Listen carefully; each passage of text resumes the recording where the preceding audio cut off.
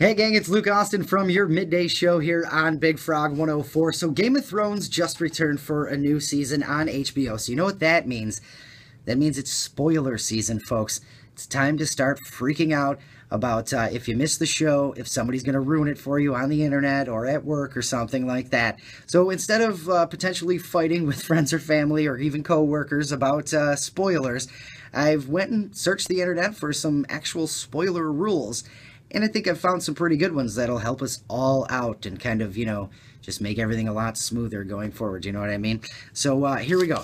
Starters, some basic spoiler rules. 2 weeks after a regular episode, that's when it's no longer a spoiler. You can go ahead and talk, but 2 weeks after the regular episode airs. So it gets a little longer for specialer episodes. Like after a season finale, you want to wait 2 months. That should be the proper etiquette. We can all hold off 2 months before posting something online or just running around willy-nilly screaming about it.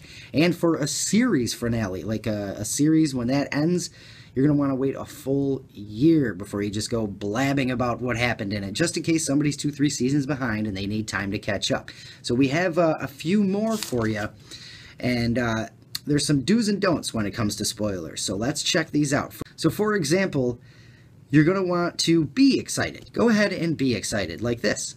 Dude, have you seen The Sixth Sense? The ending is great. But you don't want to be overly excited to where you're giving information away like this. Dude, have you seen The Sixth Sense this weekend? Bruce Willis was dead the whole time! Come on, man, I haven't seen it. All right, then there's the red zone. 24 hours after a show airs is the red zone. Both up-to-date and behind viewers need to agree here to be super, super careful. So, for instance, today's Monday, Game of Thrones aired last night. You're going to want to not say anything. Just don't say anything. The only thing you should say about the show, if it just aired within 24 hours, is, hey, have you seen the latest episode? If somebody says no, just walk away. That's the safest thing to do. Walk away, call or text somebody that you know watched the show and talk to them about it. All right, so some more. All right, there's one thing that you should always avoid when it comes to spoilers, and that's if somebody says any variation of this line. So this isn't a Walking Dead spoiler, but...